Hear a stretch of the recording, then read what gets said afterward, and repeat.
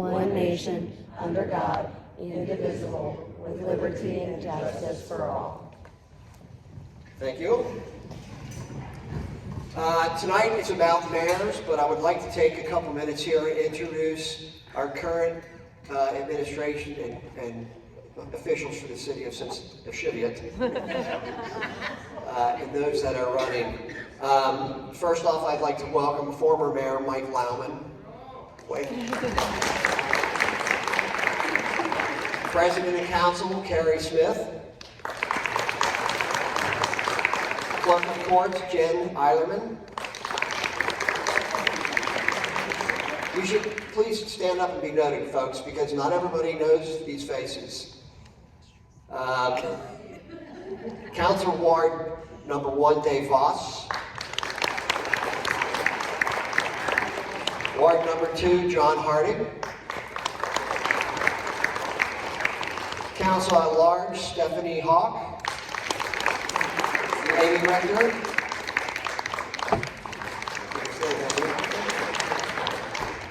Safety Director Tom Braun. Fire Chief Robert Klein.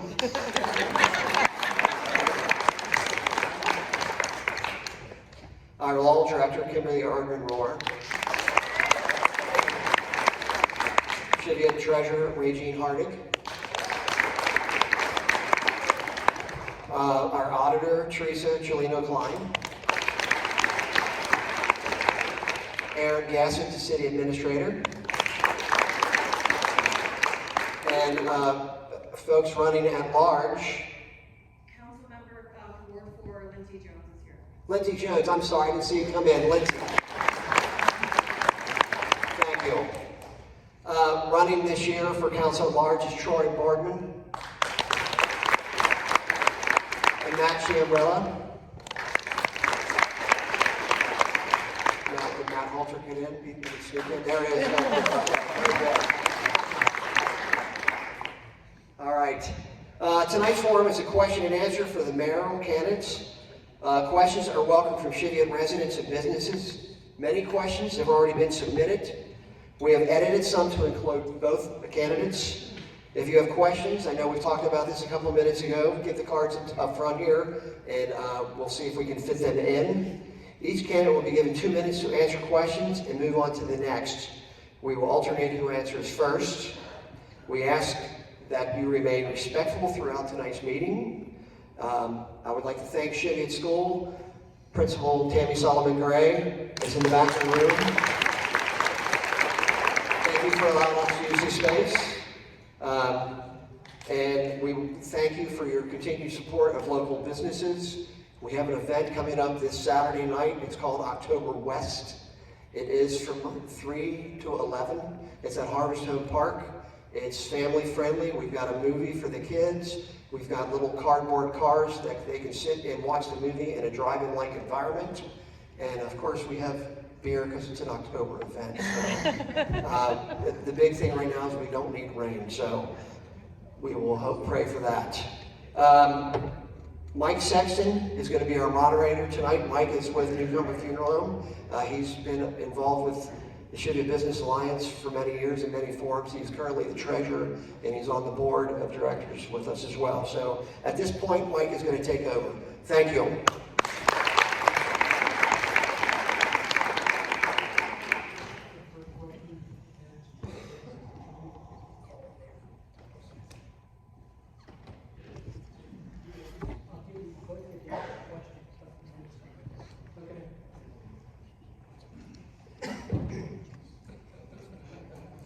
Sit or stand. The microphone works for you guys.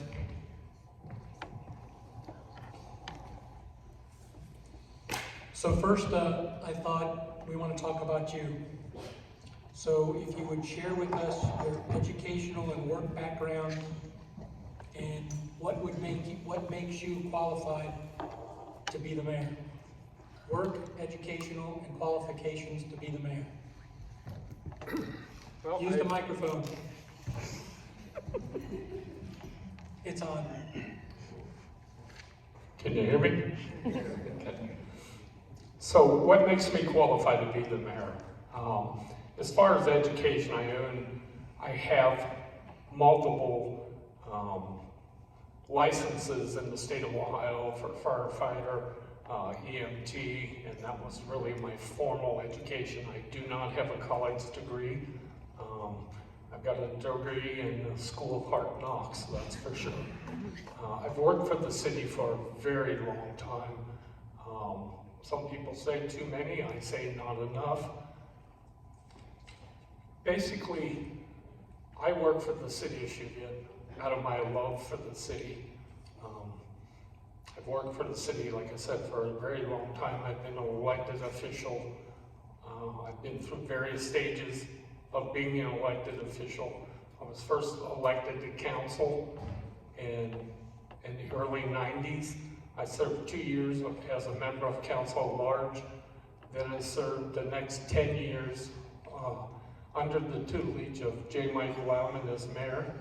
And that's really where I honed my skills in the administrative side. I also worked for Cheviot Public Works, and I worked for the Cheviot Fire Department before a long and distinguished career at Procter & Gamble, where I led multiple teams, one of them being the emergency response team, basically the fire department for Procter & Gamble.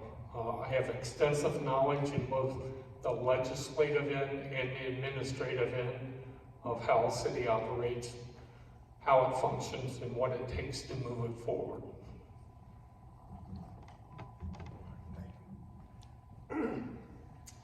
I've been politically active for probably about 30 years.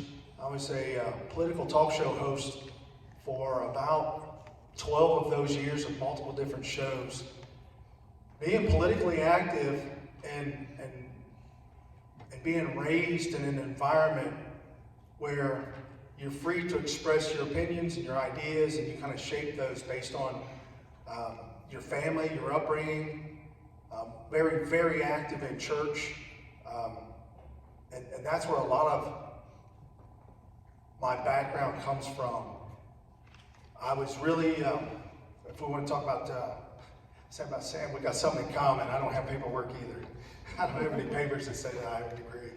But I was a general contractor out in Los Angeles. I ran a multi-million-dollar company in construction. We had 3 crews, did a lot of jobs.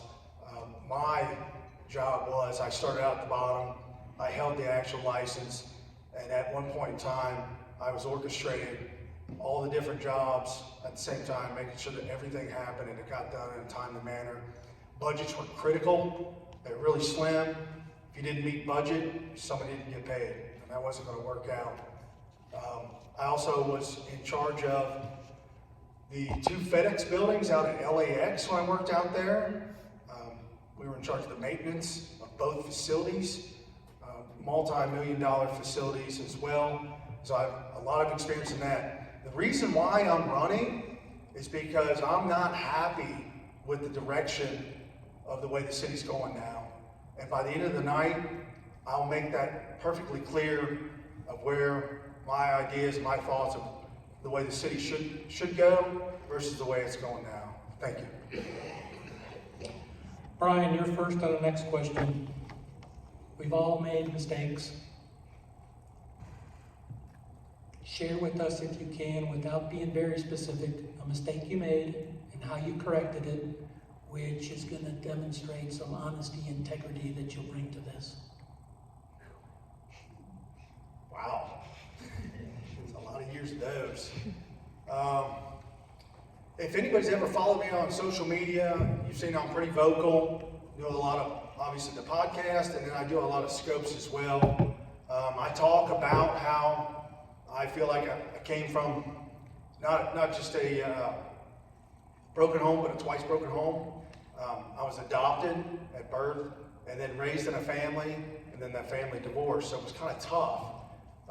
Throughout my teenage years and my 20s, I felt like I could do it on my own, and I knew everything. You know how us 20-year-olds are.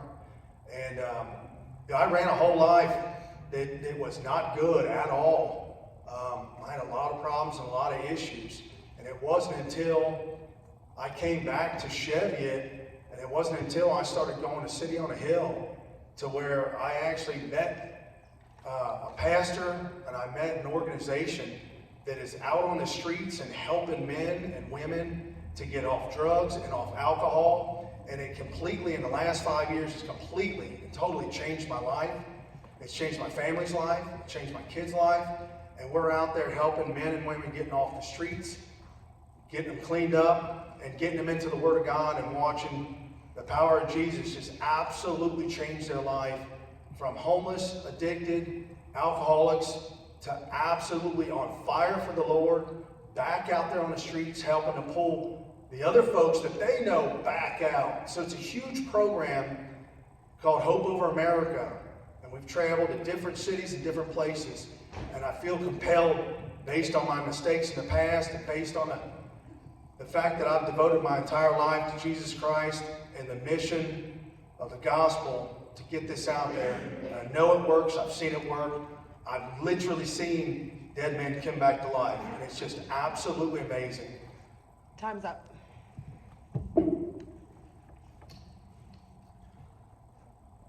So I have lived my entire life moving forward and quite honestly not looking back. I don't have any speakable regrets in life with the exception of one, and that is that I never served in the military. That's my only true regret in life, that I never served in the military.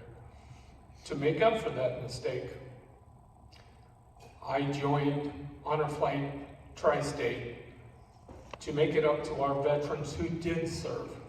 I spent 12 years on the board of directors of Honor Flight Tri-State, flying our nation's veterans, more locally, Ohio, Kentucky, and Indiana, to see their war memorials in Washington, D.C.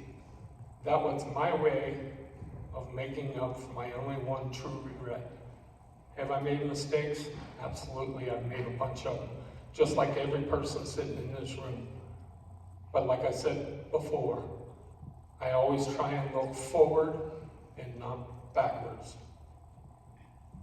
Thanks. Sam gets the next question first. At my job, I have a code of conduct in the office and outside the office. How do you act inside the office and outside the office to make sure you're always representing the city of Cheviot? That's a very simple question. Quite honestly, with a very simple answer. You can ask any employee of the city of Cheviot that has ever worked under my administration. It's everything is 100% above board. We cross every T, we dot every I. There's no shadiness, no shades of gray in any way, shape, and form. Everything is 100% above board.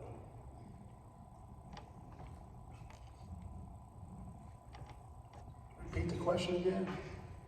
So, how do you positively reflect the city of Cheviot on city time and on private time? On private time, pretty much my last answer is just that. We are literally involved every single day, whether it be local kids. There's a couple of families that we're involved with that I coach their soccer, and I know they've got a tough, rough family life, family situation, and we bring them into our house. Our house is open to all the children. Our house is open to all our friends and our family, and they know that it's a refuge to come to our home, to get a warm meal, to get prayed over, to be a safe place.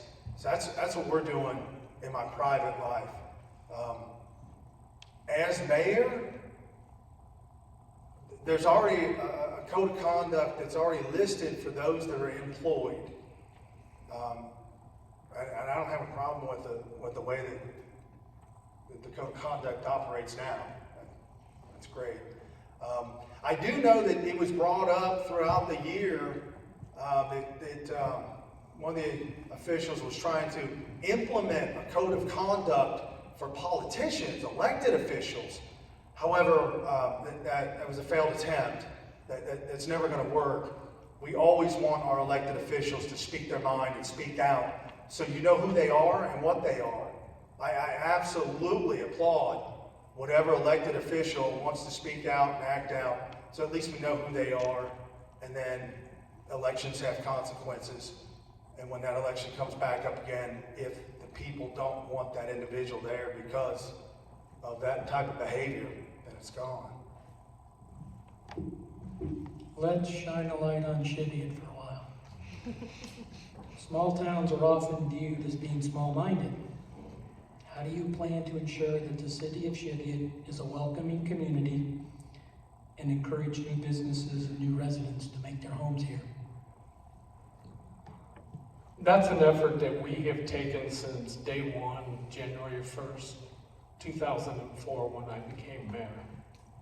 Cheviot has always been a welcoming community to any race, creed, religion, sex, sexual orientation, anything. We're an open community where we try and welcome people. The population of Cheviot has decreased since I grew up here. I've lived in Cheviot my entire life. Our population has decreased from 14,000 to 8,000, roughly 400 something. A lot of that had to do with families, larger families, back in the 60s and the 70s and the 80s. People just don't have, I was one of 9 children. People who don't have those large families anymore. I also take an active role in the community as far as the business association goes. We fight tooth and nail. Me and my administration fight tooth and nail to get every business in the city of Cheviot the help they so truly deserve. We encourage businesses to come in. We go after county grants, we go after state grants, we go after federal grants. We just did a $150,000 facade improvement program for businesses in the city's business district. And there was a lot of businesses that took advantage of that.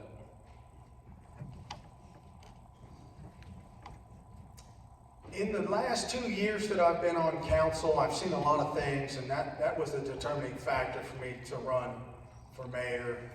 And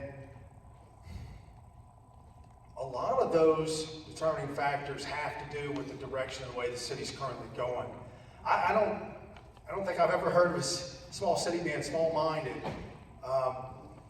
but it tends to be, when it's smaller, it tends to be like the good old boy system, where if you're in, you're in, if you're not, you're not. And the way that it's going now with the grants and with the money, there were a lot of businesses in Cheviot that complained, that said that they didn't know about it, they didn't hear about it. Currently, in case you don't know, currently, whoever has a cable bill or pays cable, there's a portion of that bill, that money of that comes out of your bill that comes to the city of Cheviot to the tune of about $60,000 a year. Now, for a city this size, it's not that much money, but that $60,000 a year is supposed to be earmarked and dedicated for the promotion of the city. And there is a nonprofit organization that's set up through the state that has millions and millions of dollars worth of equipment that I've been blown away by for a studio, a processing and programming standpoint. They're actually out at Harvest Home Parade, they're filming, they're everywhere. And they will, for a small portion of that $60,000 that's already been taken out of your cable bill, that's supposed to go for this, for a small percentage of that, they'll actually film, put Cheviot out there, advertise Cheviot. There'll be more of an open door policy, if you will, so that everybody can see exactly what's going on in the city and advertise the city. Social media. I'm sure you have an opinion of how you use it yourself, how other elected officials use it themselves, how would you use social media to promote Cheviot, any format of social media, and do it responsibly? And would you consider, I'll use the word sanctions, for any one city official who misrepresented Cheviot on social media? If you are an hourly or salary employee for the city, absolutely. There are rules that you just can't violate. It's just like any other job that you work at. We've all heard about somebody taking to social media and say something so abhorrent and so awful and then get fired. It's what happens. Again, elected officials, there is no code of conduct, and I think that should always stay that way. Freedom of speech, the government can't really stifle that, and let them speak out, let them say as they will. And if they resonate with the people, they'll continue to be elected and be a driving force. As the mayor of Cheviot, absolutely promoting the city on a regular, ongoing basis, being clear and open about what's going on, what's coming up, and again, utilizing this nonprofit organization to record, to film, to be on the streets, to be at the parks. Every single one of our events could be filmed, and it's already being paid for. It's just the money is being allotted to the general budget that's supposed to go for the promotion of the city. I would utilize that to promote the city, to promote where the city's going and the things that the city is doing.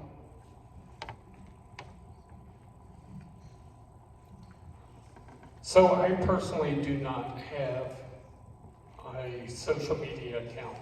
Quite honestly, I don't believe in it. I 100% believe in the freedom of speech.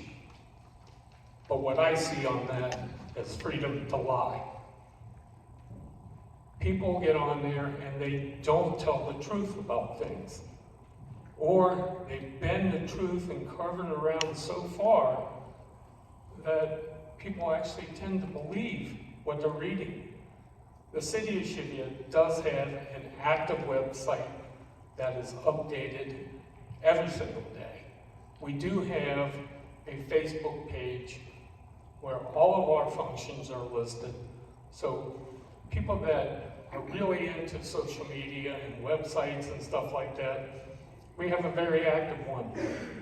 You can get on there, you can see, we have a community calendar that tells everything that's upcoming. We have links to various organizations like the Fire Association, the Police Association.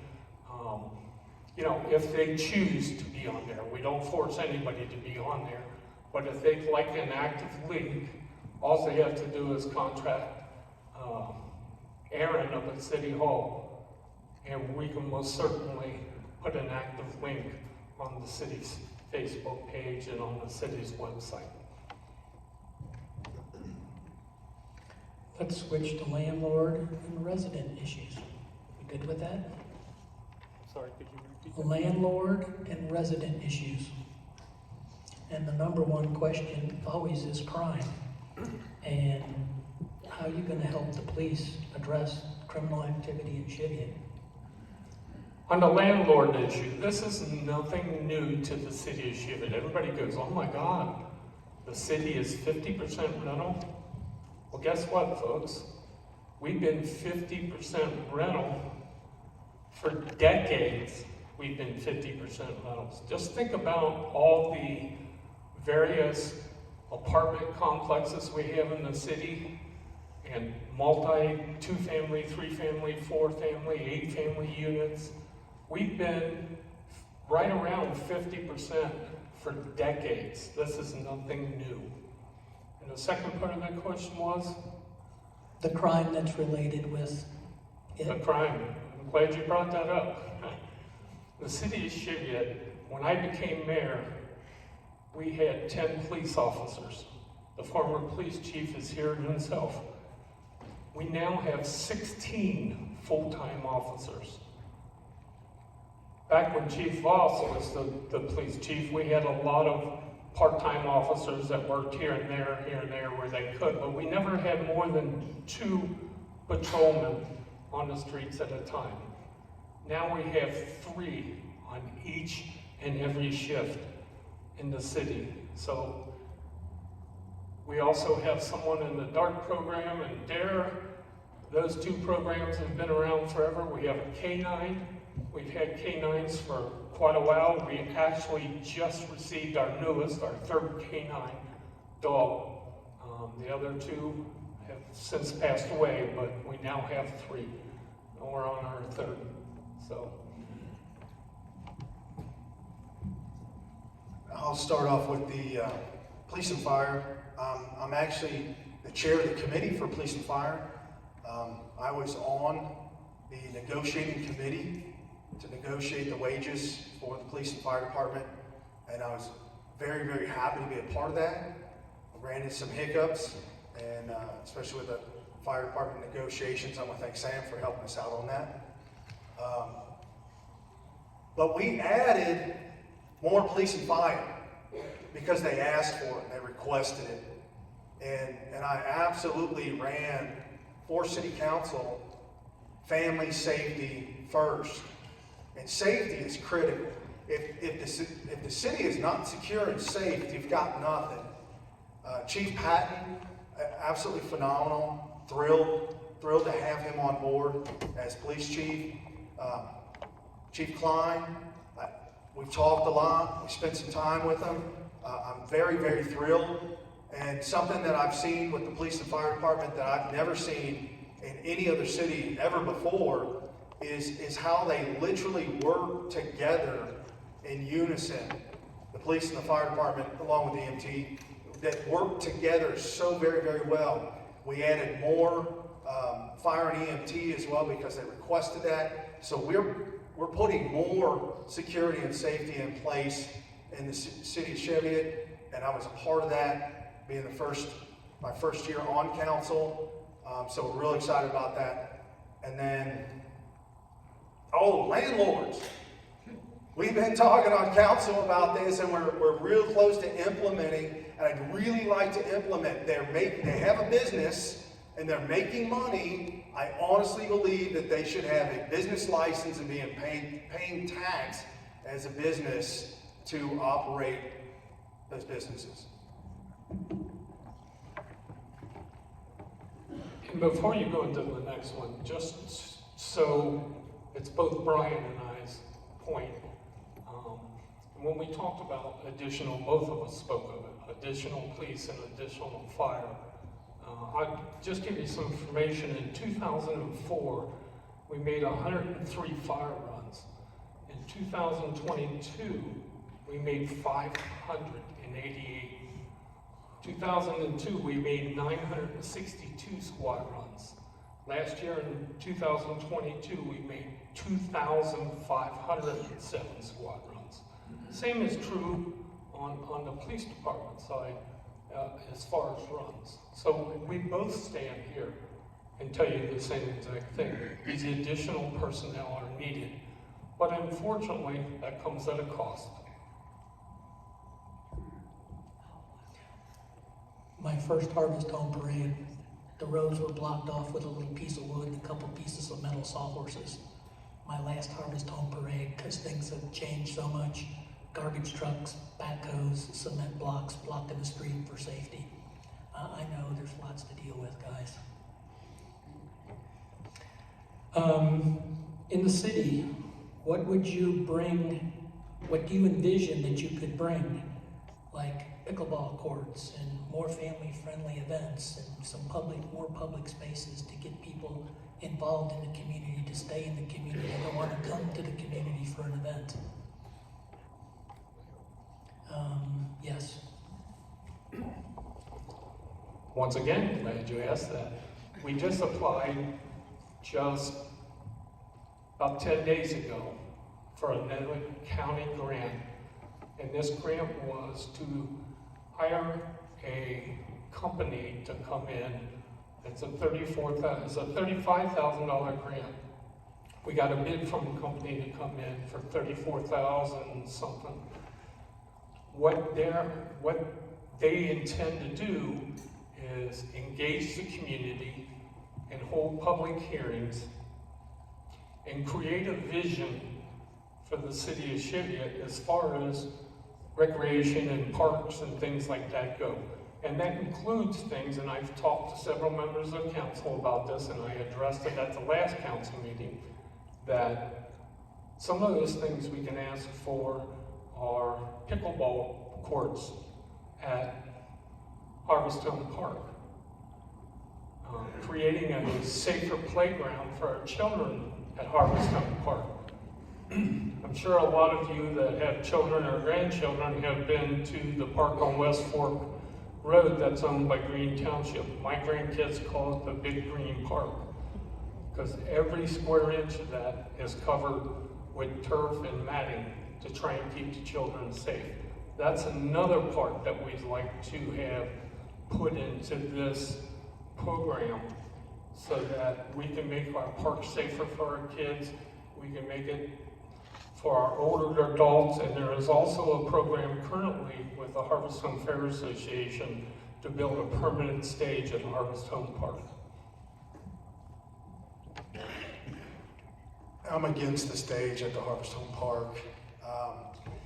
Whenever there's an event there and the stage is needed, there's a lot of alcohol being sold, and I'd hate for that to be a permanent fixture in the park with a constant, okay, this weekend, and the park constantly having alcohol events on a regular basis.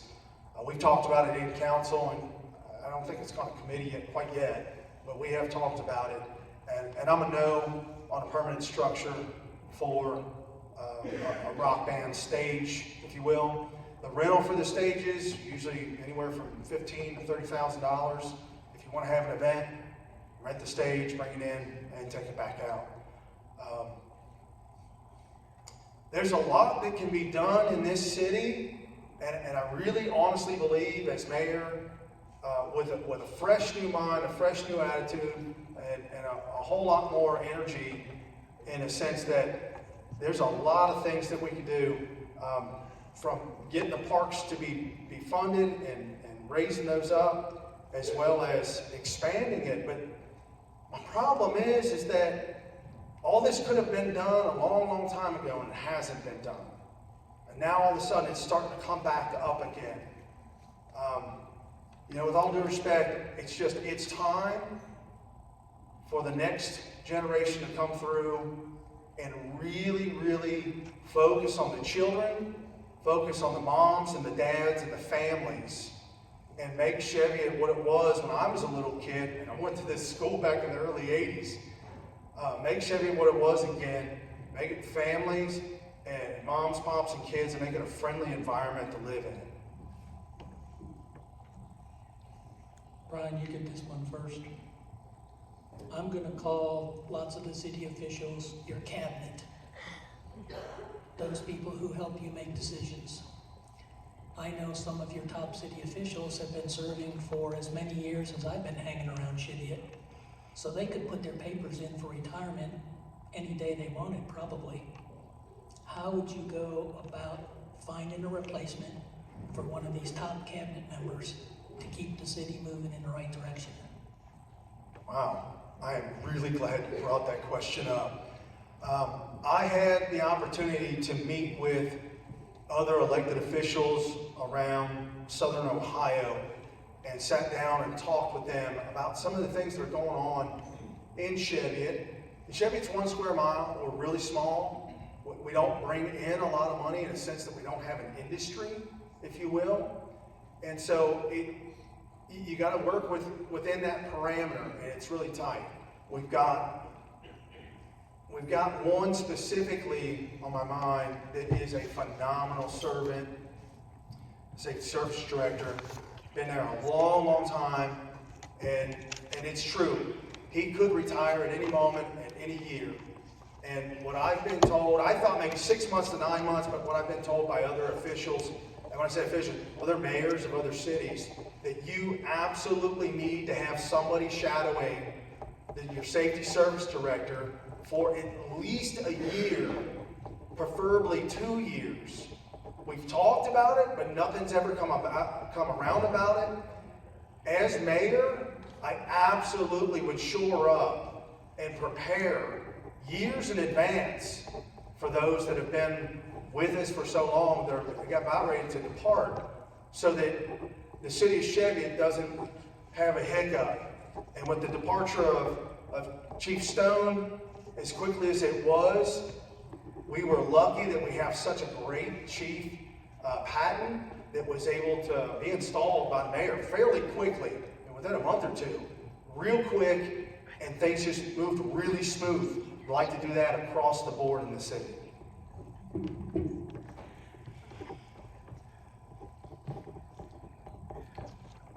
It's a very simple process. Give me the money and I'll make it happen.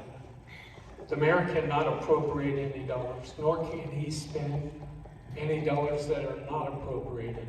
If council feels that we need this transition period, put the money in the budget, because it's not there right now. So, Safety Service Director, it's called the Safety Service Director. Years ago, the Director of Safety and the Director of Service were combined to create the position of Safety Service Director. Mr. Braun does a phenomenal job. Mr. Neal before him did a phenomenal job. Both of these gentlemen pretty much ran our city under the direction of the mayor. Mr. Neal started under former Mayor J. Michael Lauman. Mr. Braun came in under my administration after having served as Public Works Superintendent for a lot of years. So, you know, we talk about fresh ideas and needing fresh ideas.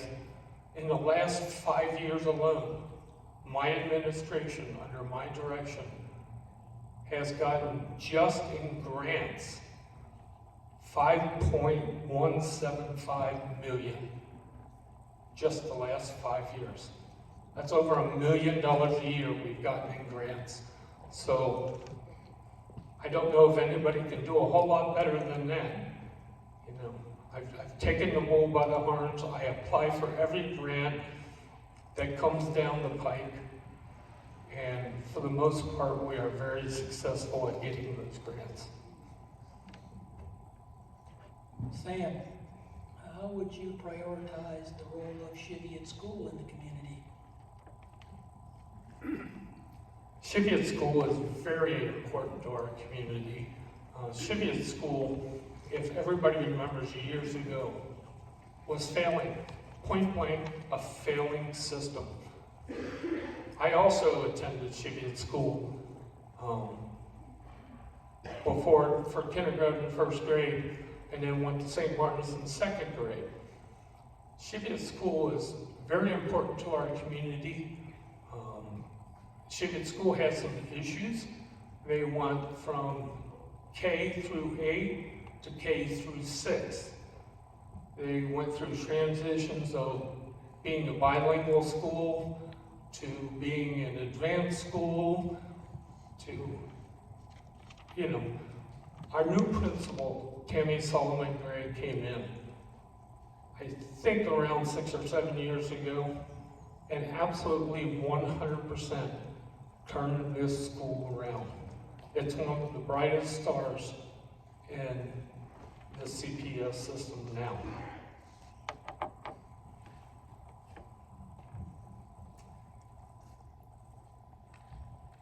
Just to finish up on the grants, when Tom Braun retires, we're going to have an issue with getting those grants. Some of the mayors that I've talked to said that they're folks that get grants, they've incentivized that. And I would absolutely look into incentivizing that to make that more advantageous to get the grants and be more aggressive with that. But again, we really have to focus on the folks that have been with us for 20, 30, 40 years and make sure that we shore that up before they leave. I know we're in Cheviot Elementary. I'm never in this building before. This is the first time I've been in this building since, I believe, 83, 84. It's all completely new to me. Some folks from Cheviot Elementary came to council and gave us some information, gave us paperwork. And I've also seen some other numbers. And I'll be honest with you, the numbers that I've seen aren't as good as, they're not that good. From third grade to fourth grade was a reading proficiency of 47%, but the graduation rate to the next grade was 98%. So I don't know how the mayor would affect that positively or negatively, considering that Cheviot Elementary is pretty much wholly owned by Cincinnati Public Schools. And we know that if Cheviot Elementary was in Green Township, it'd be a whole other world, and properties would be worth a lot more. So I don't think that the mayor has a direct effect on Cheviot Elementary itself. Brian, you get this next one first. These are more, I'll say, haphazard questions and comments that I didn't know how to categorize anywhere else. And the first one is the road diet. Now I know that we've lost a few parking spots, and I've been in businesses and I said, how's it going? And they said, yeah, Mike, well, we lost 3 parking spots out in front. How's that going for the businesses that, one, are losing parking spots? Are you gonna replace those? Can they be replaced somehow? I've seen school buses already destroy some of your cutouts as they're making right turns on the side streets. Is this really a good thing for Cheviot, or is this somebody's idea to spend tax dollars? This was pushed through by last council and the mayor. As far as I've been informed, is that something has to be done. I understand that. The way it was done, I don't agree with that. And everybody's got their opinion, and it is what it is. But when the county commissioners in Hamilton County says, here's $1.1 million to go ahead and do a road diet and get things done, and then the mayor comes back to council and says, we need $500,000. It wasn't gonna cost us anything, but now we need $500,000 for engineering. Okay, that blows my mind, but okay, whatever. Last council approved that. Came to us just a couple of months ago and said, tonight's Tuesday night, it's a council meeting, got an emergency, we need to pass this, we need another $400,000, could be more. Only one company bid on the whole project, and they bid double the price of what Hamilton County said it was gonna cost. So now it's gonna cost the city $1 million when it should have been free. I understand going after free money, and I'd say free money, I understand going after tax dollars from outside the city of Cheviot to fix things up, especially if it's there, and we don't get it, somebody else will get it, I understand that. But to apply it to this, and then get stuck like the city of Cincinnati did with the choo-choo train, to get stuck in a hole like that and have to finish paying that money, otherwise we're gonna lose the $500,000 of engineering. You're stuck. It wasn't my baby. I certainly would have never have done it, not down this road. I wasn't involved in this, and I've made my voice very clear that I wasn't in favor of it.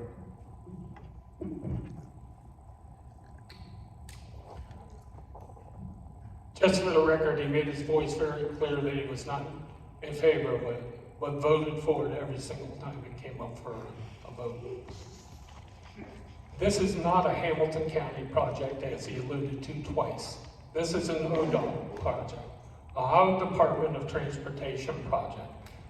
Anybody that knows, when the state gets involved, things go through the roof. We did get $1 million from the state towards this project. The city of Cheviot has a little over $900,000 in this project. Just to redo Harrison Avenue would have been, if we did nothing but replace the curbs that were missing and broken, and do the blacktop, would have been somewhere between $450,000 and $650,000. So for an additional $300,000 that we put out, we got what is known as the road diet. The road diet is not something that people are gonna love, except for the businesses in the area, as people are now doing 25 miles an hour through the area. instead of 45, 50 miles an hour, they'll notice these businesses, the pedestrians, all of the business customers that have to park and come across the street one way or the other will have rectangular flashing beacons to help them in the crosswalks.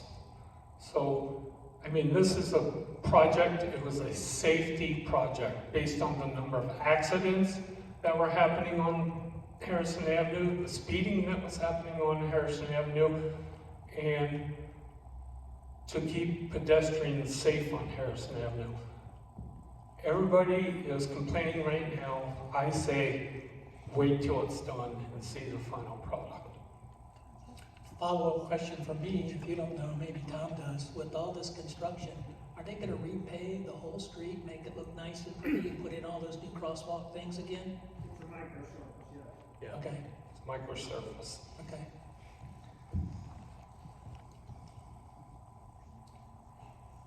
So, the community has lots of seniors involved in groups, mostly because, in our experience, younger people aren't joining groups like the Eagles and the Elks and the Cheviot Fire Association and the Historical Society.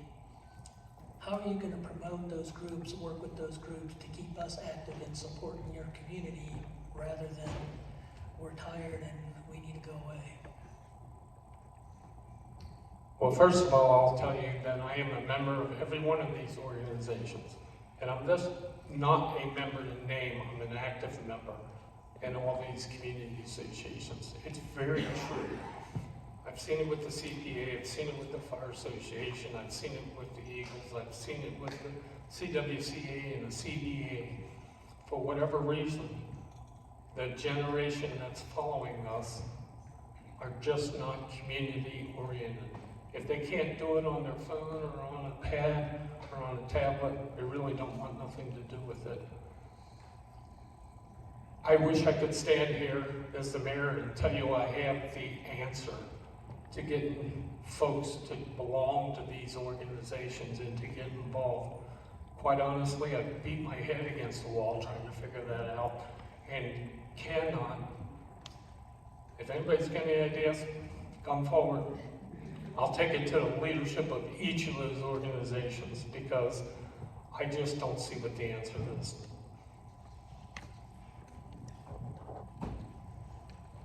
Put Christ back in community.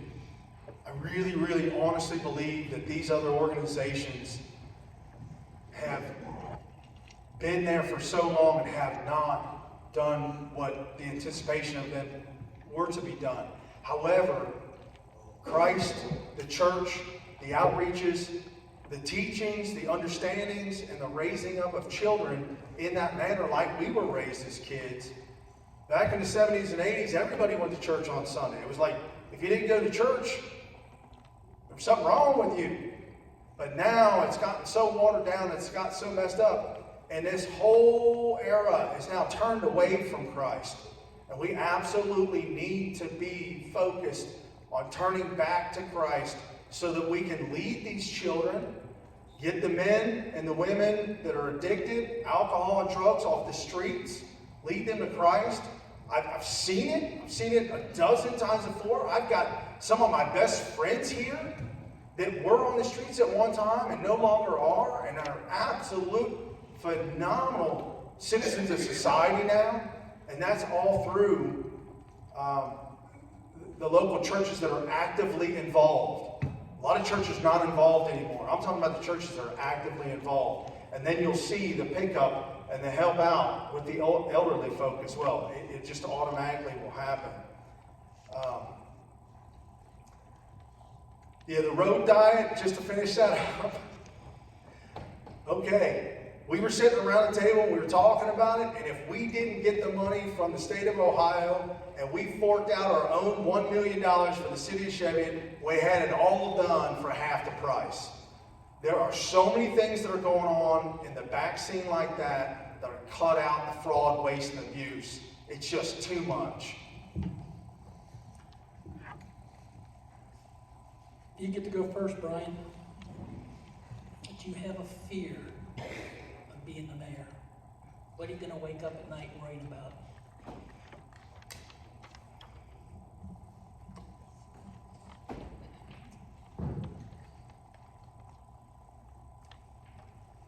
Fear?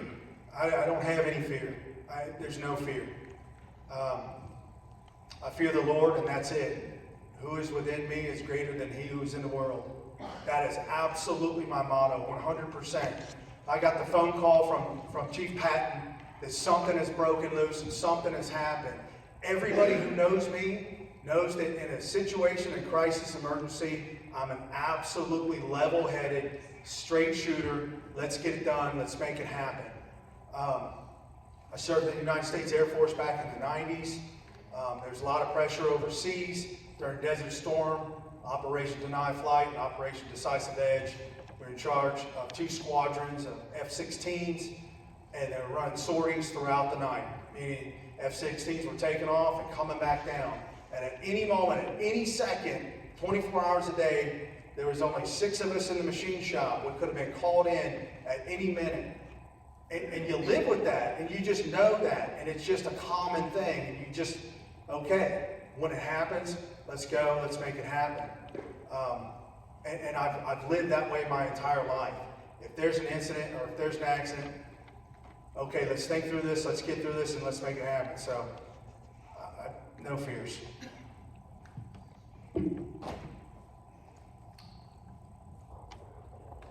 My fear today is the same that was 20 years ago when I became mayor. I fear that one of our police officers is going to get seriously injured or killed, or one of our firefighters is going to get trapped in a fire. Those are things that I fear. Other than that, things that I deal with in the city, I face head on. We find out the information. I call my team together. One thing you'll know, and you can ask any department head in my administration, I do not make decisions in a bubble.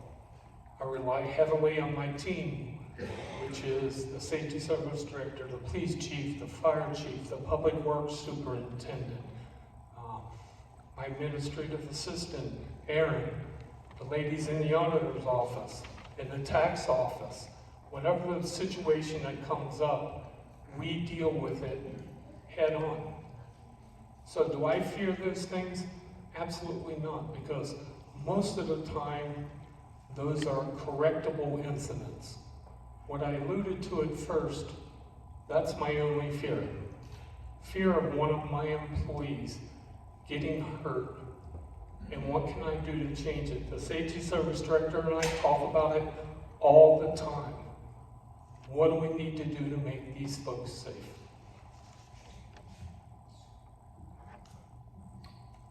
You're up, Sam. Budget negotiations, how that works a little bit, and you talked about dealing with unions and raises and salaries. If you ever had to cut a service that the city provides to make a budget balance, what one service might you cut, and why? Hopefully we never face that situation of cutting a service within the city. I value each of our services. The fire department, the police department, the public works, they're all part of what the citizens of Cheviot pay their taxes and so richly deserve. So I couldn't stand here and tell you right now that I would choose one city service over another. If faced with that situation, as I indicated before, we'd face it head on, and I wouldn't make that decision in a bubble. And a lot of decisions I make, I also try and keep council informed on those decisions as well, because ultimately, I can only bring forward an idea to council. The mayor has no vote in council and the legislative authority whatsoever. Do I make suggestions?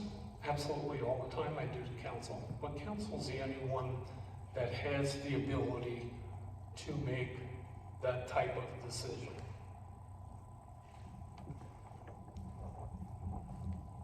there's things I wouldn't do, and cutting an entire section out, department out, that would be drastic. That would be super, super drastic. But what I wouldn't do is I wouldn't get involved in certain things, which I know I didn't know much about until I got on council. And staying plugged into council will let you know what's going on. And again, I fall back on city council used to be televised. We now have the internet. City council meetings can always be put out there on the internet, can be viewed by all the citizens and whoever wants to be a part of that. So I really, really think that that is a critical thing to keep people involved. The annexing of Hildebrand Nursing Home. It was before I was on council. It was a hot mess. It turned into a problem and a huge issue. The law director got involved in it and then subsequently needed to hire outside legal counsel to be able to work that out. Whether that's worked out or not, I don't know, but I know we've spent way more money in legal fees than we ever anticipated to do, and now we're paying Oak Hills High School fees and taxes and whoever else gets their cut of this. So I don't even know if the Hildebrand thing was even worth it to begin with. However, there are a lot of little things like that that I definitely would not get involved in to lose the city money. 2 more questions, and then a time for closing remarks. Brian, you get this one first. What might be your number one issue that you would want to solve? Would you be elected mayor? My number one issue would be to shore the city up so that there wasn't another threat or fear of the city being insolvent. We've been told on council that if it wasn't for COVID money, the city would not have made it. Ups and downs, I know 08 to 2014, 15, 16, I know it was bad. I know the economy's bad. I know things fluctuate. I have not been on council, nor have I been involved for the last 40 years in these kind of things. But looking at what is now, we absolutely must make sure that a lot of these things that could be avoided are avoided. I know the mayor was asking for a rainy day fund, and now it's on the ballot for $1 million that's needed for the fire department, and that's fantastic. That's awesome. But the problem of that is, and this would be knowledge that everybody would know, is that if that passes, which I'm voting no on it, I love the fire department, but the problem is if that passes, then the mayor's going to ask for that $1 million out of the fire department's budget to then put back into the general budget. That's not how, legal or not, to me that's not ethical and it's not moral, and I wouldn't do it. Legally, it's probably okay. I have no idea. I'm not the law director. I'm a lawmaker. So I'm not sure. But I wouldn't do that. There's a lot of those things on the back end that if we could advertise, if we could make it public to where everybody could be a part of city council on a regular basis, everybody would be informed.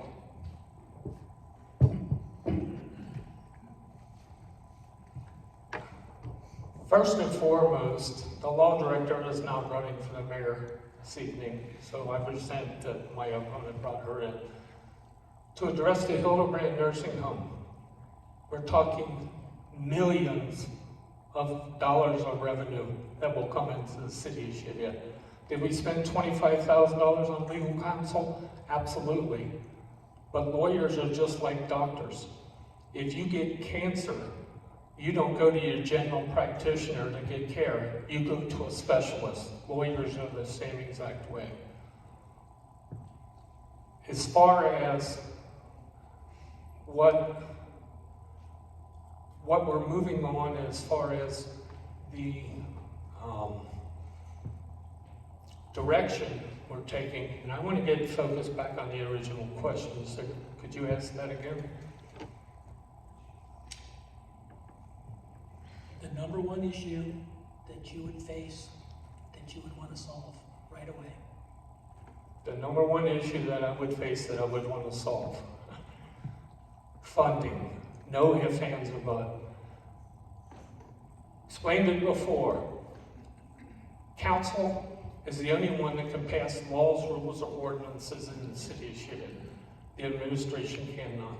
I can bring all these things to council, but me nor my administration can pass any laws. Did I come to council? Absolutely. But what my opponent fails to tell you is I came to council 12 years ago and said, hey folks, the wall's coming, and it's coming quickly. We need to do something to generate some additional revenue in the city of Cheviot. In my 20 years as mayor, not one single issue has been raised by council on how to generate revenue. The city of Cheviot has 7 JEDs with Green Township. All come from my office. It's a little past 8, but it's okay. So, closing remarks. We'll let Brian go first. And I'll kind of give you a question that might help you a little bit. I've heard everything you guys have had to say. And you know I can't vote for you. But I'm on the fence. Persuade me. The thing that tops my mind right now that's in the news is that for whatever reason, you can see for what it is, they're drumming up COVID back on the rise. As mayor, I would never, ever, ever violate the Constitution of the United States or the Constitution of Ohio or any rules or laws in the city of Cheviot. And I would never, ever illegally mandate anyone to put a mask on their face or to take a vaccine. Wouldn't mandate any of that. Matter of fact, as mayor, I would stand against the governor of the state of Ohio that is a Republican. I'd stand against him if he tried to make me tell me that it had to happen. I'd stand against it. They want to throw me in jail. I've already been threatened with jail time before in this position as council member, and I refused it then, and I refuse it now. I will absolutely stand for you as your voice, whether you want it or you don't want it. That's your choice, but I will stand for those who don't want it and push back on the illegal mandates. There's absolutely no question about that. When it comes to what's going on in the city, I feel like the direction is wrong. It feels like that it's now, we've got little carnivale with the alcohol in the bars going down Main Street. This is not conducive to moms, dads, and kids. Matter of fact, we're out on the street rescuing men and women that have succumbed to alcoholism and drug addiction because of these things. And Cheviot doesn't need any more of that. What would I do to convince you to vote for me? I would simply tell you that I don't look backwards. I don't look backwards at COVID. I look forward. Okay. What you hear come from these lips is the truth. I speak only the truth. I don't throw curveballs. I don't throw sliders. I speak the truth. So when I stand here and tell you I have not only the experience, but the integrity and the outright truthfulness to be a mayor. When you hear an answer come from me, it may not be the answer that you want to hear. That's for sure. I've done that many times in the 20 years I've been the mayor. People come to my office or they call, and I don't always give them the answer they want to hear, but I give them a truthful answer, and I give them an honest answer. That's what you'll get from me. I have the ability to move the city forward. I have in the past, and I will in the future, and I appreciate your support. Thank you. Thank you, Sam. Thank you, Brian. Where'd Ray take off to? We got any closing remarks from Ray? Oh,